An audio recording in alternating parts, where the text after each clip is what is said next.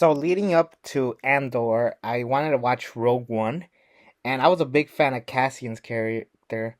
And funny enough, up to this point, I didn't realize that his last name was Andor until I watched Andor.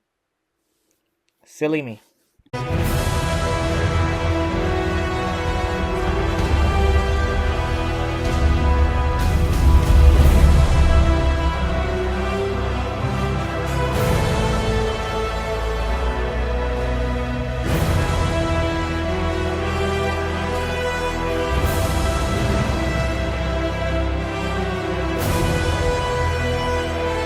So I decided to watch both seasons of Andor, and I was very hooked. It was definitely one of the things that I was just like, "Oof, is this gonna be bad?" Because up to this point, the Disney Plus series were not doing so good. Like outside of the Mandalorian, up to this point was solid, but then third season kind of ruined it. And then I wasn't too big on a couple of the shows that we're gonna be reviewing. But the ones that definitely caught my eye are Ahsoka, which unfortunately I won't be reviewing during this month because we are having a second season. I'd rather watch both of them and connect them together. And then as far as Andor, is basically was confirmed that it was wrapped up right here in Anibo, and I was very satisfied. This was a really good show. And what made me really love this show? Um, First of all, Cassian Andor was a really good character during Rogue One. I loved Diego Luna's performance in that movie, and I knew that this would be very intriguing. The only problem that I was gonna have with this show is because since we already saw Rogue One, we already know that Andor himself, Cassian, won't die in this show because all of this leads to Rogue One. And that's always been my issue with some prequels, not just in the Star Wars universe, but even in other franchises that try to do prequels.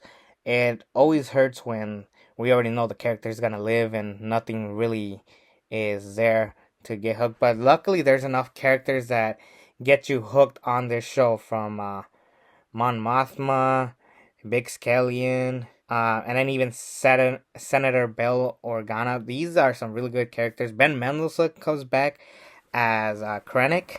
So we get to see a lot of a dark tone of what it was when the Empire was running things. After or in between episode 3 and episode 4, we got to see the Empire truly be rebellion. Like, it was just perfect, and it was just well put together.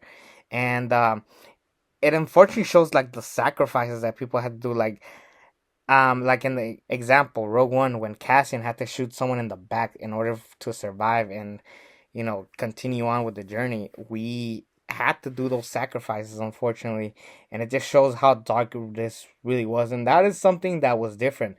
Andor was a lot different than most shows. It was dark, it was gritty, and it was basically a political thriller without it really calling itself that.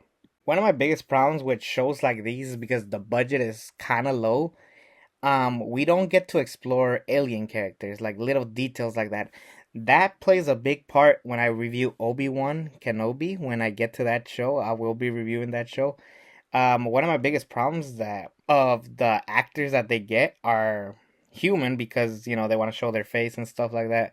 So I was a little bit skeptical when Idra or Argona, who was in Hitman, was gonna be on this show, and but luckily they did a good job with her character, and then they do balance it out. There is alien like characters in the show.